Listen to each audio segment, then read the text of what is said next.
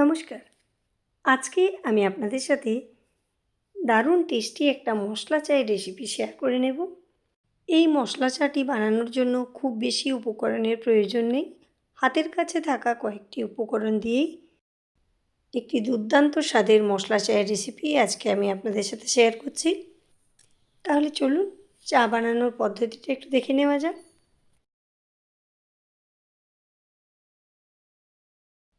তো মশলা চা বানানোর জন্য আমরা প্রথমে গ্যাসটা অন করে নিচ্ছি এবং একটা পাত্রের মধ্যে পরিমাণ মতো দুধ নিয়ে নিচ্ছি।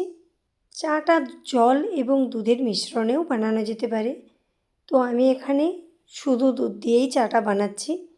তবে আপনারা যদি প্যাকেট দুধের ব্যবহার করেন সেক্ষেত্রে একটু জল মিশিয়ে নেওয়াই ভালো, নয়তো চাটা খুবই গাঢ় হয়ে যাবে।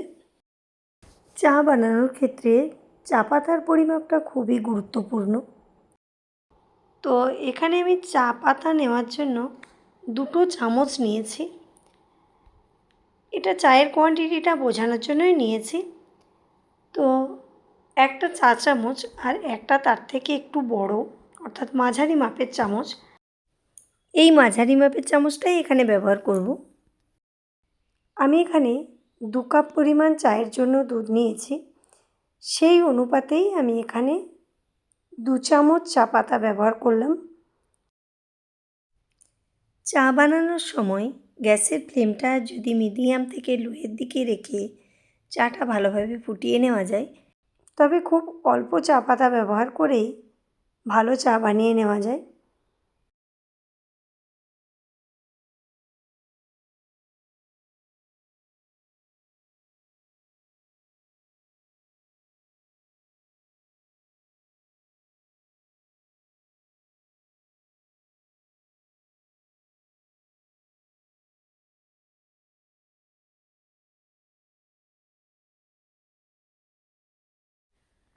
যেহেতু মশলা চা বানাবো সে কারণে এখানে কয়েকটা মশলা আমি ব্যবহার করছি।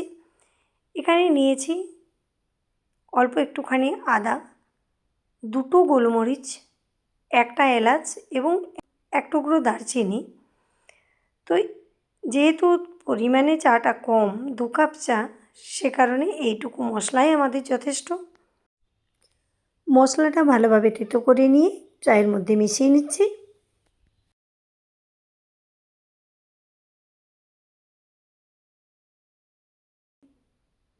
এবার এখানে পরিমাণ মতো চিনিটাও মিশিয়ে নিলাম।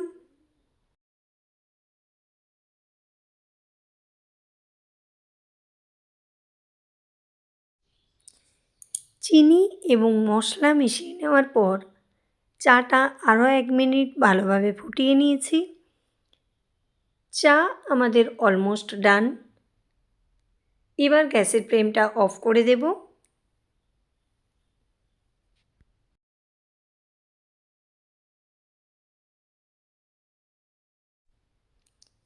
এবার চাটা কাপের মধ্যে সার্ভ করে নিচ্ছি।